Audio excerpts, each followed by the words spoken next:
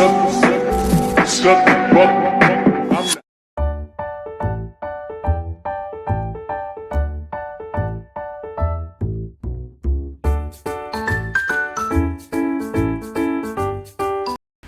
वालेकुम जी। आज हम जिस बाइक का रिव्यू ला रहे हैं उसके ऑनर आ चुके हैं।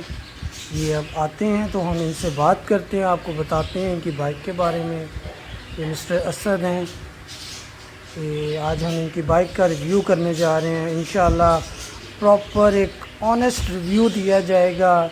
इसमें क्या खूबियाँ हैं, क्या ख़ामियाँ हैं, क्या मेंटेनेंस कॉस्ट आती है, ईच एंड एवरीथिंग सब कुछ आपको बताया जाएगा।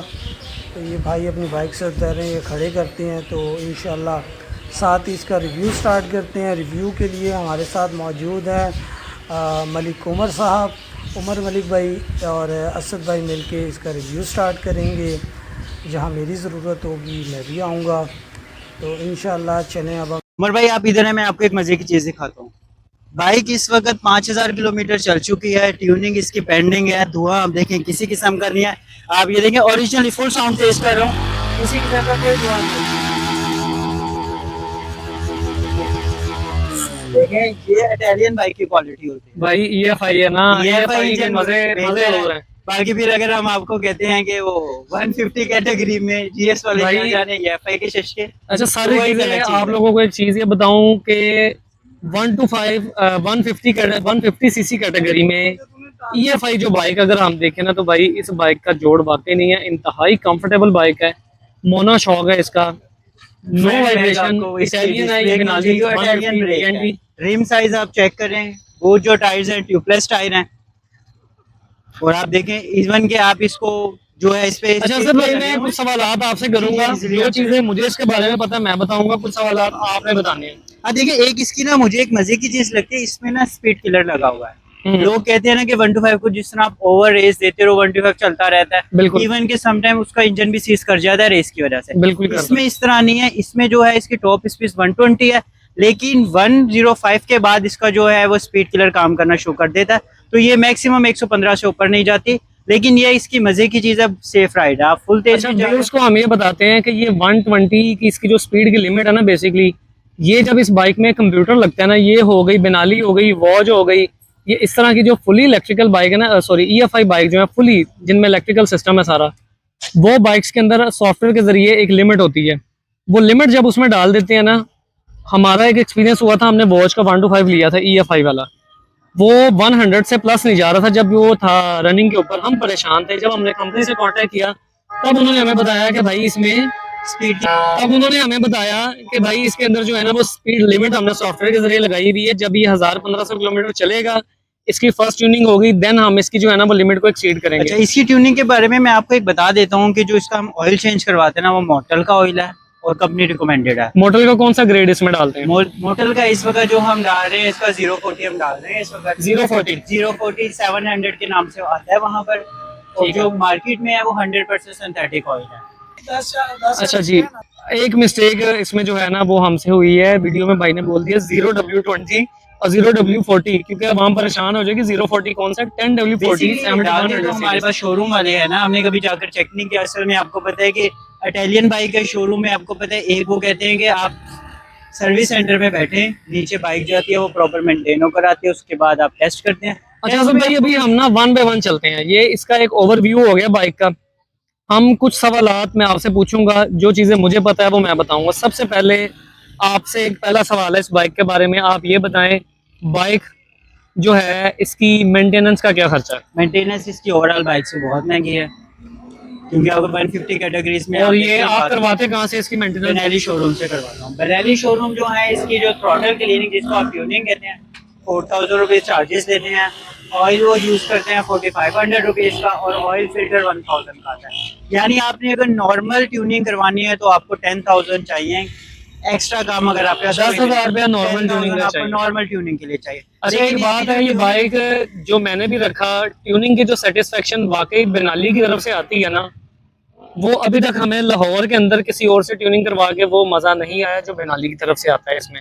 क्योंकि सुजुकी वालों से भाई अच्छे हैं। मैं एक चीज आपको वो भी बताऊं, उनका भी काम प्लग एंड प्ले वाला नहीं है।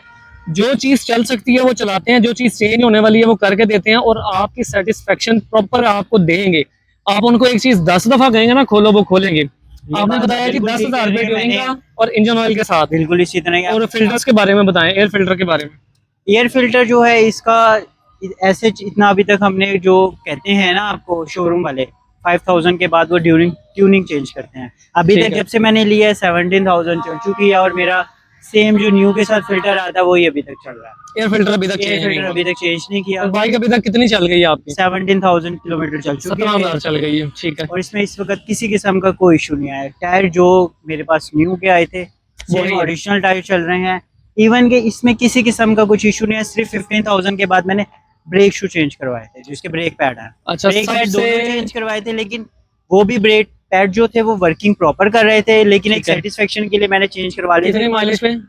15,000 किलोमीटर पे चेंज वो भी करवाए थे। चेंज होने वाले नहीं थे जब होने हम वाले गए थे, नहीं वो थे, हमें लेकिन कह रहे थे कि भाई इसलिए चेंज मैंने होने वाले नहीं बेसिकली है। टूर पर जाना था, और मैंने इसको स्कर्डू लेकर जाना था, तो इसकी वजह से आपको पता है जब स्कर्डू जा रहे हैं आपके पास ग्रिप अच्छी होनी चाहिए, तो बस ठीक है। यही रीजन थी कि मैंने इसको चेंज करवा लिया। अच्छा, इसमें व्यूअर्स एक चीज आपको बताएं, आप ये देखें कि ये बाइक एक प्रॉपर पैकेज है।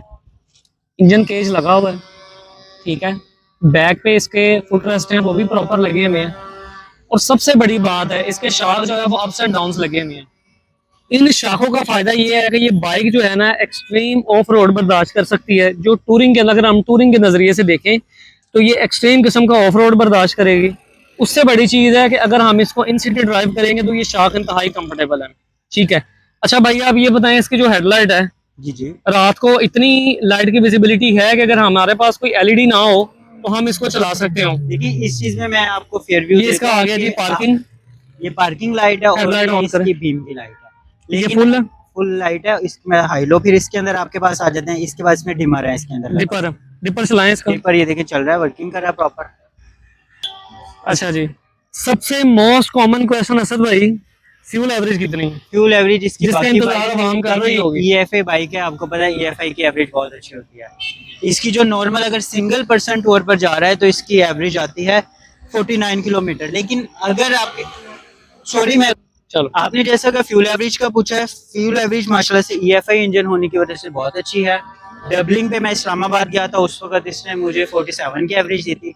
डबलिंग पे लाहौर से इस्लामाबाद, इस्लामाबाद गया था, 47 की एवरेज दी थी। लेकिन जब मैं सिंगल गया हूँ तो 52 की एवरेज दी थी। और इसमें मेरी जो टॉप स्पीड रही है वो 80 से 100 के दरमियान रही है। ठीक है। 80 ब्लो नहीं है। अगर आप इसको 70 या 60 की स्पीड से चलाते हैं, 80 की भी और स्लो पैडल के साथ चलाते हैं, तो ये आपको 50 प्लस एवरेज देती है।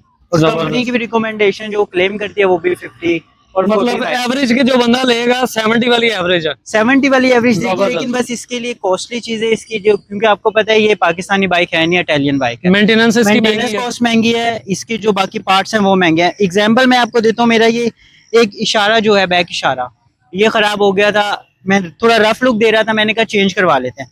मैंने चेंज करवाया तो मुझे जो है बेसिकली इशारा ये, आप ये चेक करेंगे, न्यू लगा हुआ है। इसकी लुक आप देख लें, उसमें फर्क आपको महसूस हो जाएगा। तो इसी वजह से मैंने जब वो चेंज cover करवाया थोड़ा तो देना। 3500 का इशारा था, 3500 रुपए का एक 3500 रुपए का इशारा। और Original?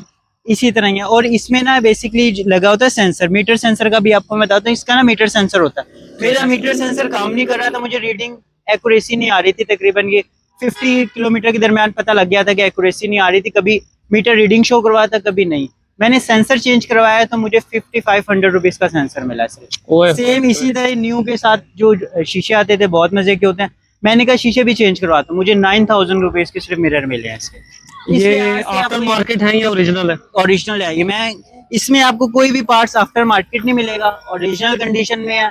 और जो पार्ट्स अगर मैंने चेंज करवाया है वो सब शोरूम मेंटेन है, ठीक है। बनाली नहीं करवाया है। बनाली के अलावा हम कहीं से इसका काम नहीं करवाते। इवन आपको एक मजे की बात बताऊं, आप चेन देखेंगे, चेन भी बनाली टाइट करते हैं। चेन टाइट करने की 400 रुपीज कॉस्ट है बनाली की। 400 रुपया, 400 रुपए कॉस्ट है। और आप इस वक्त स्पोर्ट किट की आप कंडीशन चेक करें, ये जर्मन है, इस वक्त ओरिजिनल चल रहा है, ओरिजिनल है, 17,000 चल चुकी है और किसी किस्म का कोई इशू नहीं है। कंडीशन चेक ये बिल्कुल परफेक्ट है, बिल्कुल ठीक है। अब आप ये देख लें, आपको इस इटालियन चीज की ना क्वालिटी का पता लग जाएगा, ये चीज किस तरह। सर, और अब ये देखिए, इतना बनाली चलने की के quality बड़ी बावजूद अच्छी। चेक करें, अभी तक कलर फेड नहीं हुआ।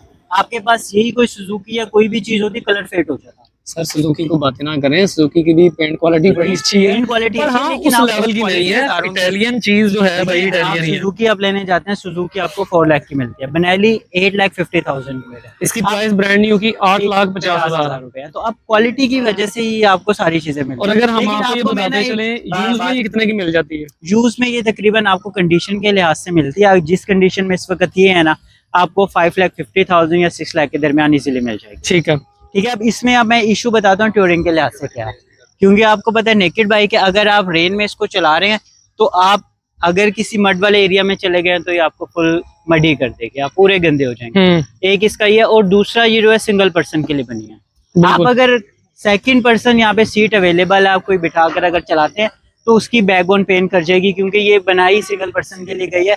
टूरिंग में अगर आप डबलिंग इस पर करते हैं तो जो पीछे पर्सन बैठा होता है, सीट कंफर्ट है, सब कुछ है, मोनोशॉक है। लेकिन रीजन सिर्फ ये है कि मोनोशॉक है और उसकी वजह से आपका सीटिंग स्ट्रक्चर इस तरह का है कि बैकबोन उसकी पेन कर जाती है। अब लॉन्ग राइड इस पे डबलिंग पे नहीं कर सकते। अच्छा, इसमें ना सबसे पहले एक चीज मैं आपको बताता हूँ, ये आता है जी इसमें मोनोशॉक। ठीक है, ये मोनोशॉक है और ये इसकी सेकंड पर्सन की सीट है। इसका जो मैंने अपना एक्सपीरियंस किया, जो मैंने इसको चलाया था, सीट इंतहाई कंफर्टेबल है। आप ये समझ लें कि जैसे खड्डे में बाइक लगती है आपको जर्क नहीं लगेगा। ये बाइक की सस्पेंशन इतनी सॉफ्ट है, ये बाइक पूरी नीचे जंप करके पूरी ऊपर आती मैं है। आपको चेक भी ठीक है? करवाता हूँ, ये देखें इसको हमारे चेक करवाएं, इसके लिए। इसकी सस्पेंशन आपको दिखाते हैं। ये ले, ये हल्की सी खड्डे में लगेगी ना भाई, तो ये खड्डा आपको महसूस भी नहीं करवाएगी। अब सीट इसकी अनकंफर्टेबल क्यों है, मैं आपको उसकी रीजन बताता हूँ। ठीक है, ये सीट के ऊपर जो है ना, ये फॉर्म आप देखें, फॉर्म क्लियर बिल्कुल छोटी है। ये लकड़ी इसका, ये मतलब इसका जो प्लास्टिक है फ्रेम, ये नीचे है, ये इसकी सीट है। मेरा और असद भाई का एक्सपीरियंस हुआ था तो हमें बस शौक चढ़ा था जी कि हम दोनों इसके ऊपर ट्रैवल करें। हमने ऑलमोस्ट जो है 100 किलोमीटर का इस पे ट्रैवल किया था और आप यकीन करें 2 दिन बैक में पेन नहीं गई इस सीट की वजह से। अगर ये बाइक कोई ऐसा बंदा लेता है जिसने 2 बंदों ने चलानी है तो भाई वो इसकी सीट के अंदर कुशनिंग करवाए। ठीक है, आफ्टर मार्केट किसी नस्ली बंदे से, किसी कारीगर बंदे से इसके अंदर कुशनिंग करवाएगा तो ये चल सकेगी, वरना ये चलने के काबिल नहीं है। ठीक है। अच्छा असद साहब, एक चीज इसमें अब मैं ऐड ऑन करता चलूं, जो मैंने एक्सपीरियंस ये की है कि अगर इस बाइक को एक बंदा अगर टूरिंग पर्पस के लिए लेना चाह रहा है तो उसको उसमें इसको टूरिंग बैग लगाने के लिए मॉडिफिकेशन करनी पड़ेगी। मॉडिफिकेशन कैसे होगी, यहाँ पे इसका फ्रेम बनेगा जो कि यहाँ पे कसा जाएगा, फिर इसके ऊपर एक बैग लगेगा। इसको खोलकर आपको दिखाता हूँ पर्सन मजीद। ये सीट खुल भी जाती है, आपको सीट खोल के दिखाते हैं। उसके बाद इसके यहाँ पे साइड पे बॉक्सेस का फ्रेम बनेगा और साइड बॉक्स इसके बनेंगे, तब आप इसको प्रॉपर टूरिंग के लिए बना सकते हैं। अगर आपने वैसे इसको लेके जाना हो तो वैसे भी ले जा सकते हैं। इसका लॉक होता है, यहाँ से ये सीट बाहर आ जाती है। ये इसका भाई लॉक लगा हुआ है, यहाँ से आप जो है प्रॉपर अपनी इंस्टॉलेशन कुछ भी फिट कर सकते हैं। यहाँ पे जो टूरिंग का जो टूल किट इसकी गिवन होती है कंपनी। ये टूल किट है, ये बैटरी है और ये इसका फ्रेम है। यहाँ पे आप अपना बैग वाला टूरिंग बॉक्स वाला जो है ना फ्रेम लगा सकते हैं। जिसने टूरिंग करनी है भाई उसको सामान लगेज रखने में प्रॉब्लम आएगी, पर अगर आप इसके ऊपर वो फ्रेम बनवा लेंगे तो ये चल सकती है। शाक इसका नीचे से थोड़ा सा हार्ड हो जाएगा, जिससे बाइक आपकी शाक थोड़ा सा इसके सस्पेंशन हार्ड होगी और सामान के साथ बाइक आपकी नीचे लगेगी नहीं। ठीक है, ये फायदा होगा अगर आपने इसको टूरिंग पे यूज करना है। बाकी हमने इसको सिंगल पर्सन बाइक टूर पे टेस्ट किया। मैंने तकरीबन ऑलमोस्ट इसको 6 महीने ड्राइव किया इस बाइक को। बाइक बहुत ठीक अच्छी है। इवन और असद भाई को 6 महीने मैंने भी असद भाई की से देख के ली थी मैंने भी, तो कोई इशू नहीं होता इसको। डेली ड्रिवन के लिए, लॉन्ग रूट के लिए इंतहाई कंफर्टेबल है 150 सीसी कैटेगरी में। और जो है ना वो टूरिंग के लिए आपको थोड़ी सी इसमें मॉडिफिकेशन करनी पड़ेगी, पर अगर आपका लंबा सफर है डेली का तो मैं कहता हूँ कि भाई 150 सीसी कैटेगरी में जो हम YBR और CB को कहते हैं ना, महंगी जरूर है पर इस बाइक का कंफर्ट अपना है, कंफर्ट के लिहाज से बहुत ऊपर है, टूरिंग के लिहाज से अच्छी चीज है। कुछ खूबियां खामियां भाई हर बाइक में होती हैं, जैसे आपको बताया होता है। आप जब इसको चलाते हैं तो हर पर्सन आपको देखेगा। बिल्कुल अपीयरेंस इसकी बहुत ज्यादा है, बहुत अच्छी है, बहुत प्यारी है। और टूर के दौरान अगर हाँ बारिश हो जाए तो भाई ये आपको गंदा कर देगी पूरा। उसमें आपने बारिश के दौरान तो आपके पास नेकेड बाइक के जो नेकेड बाइक यूजर्स है उनको आइडिया है। बिल्कुल ऐसे ही है।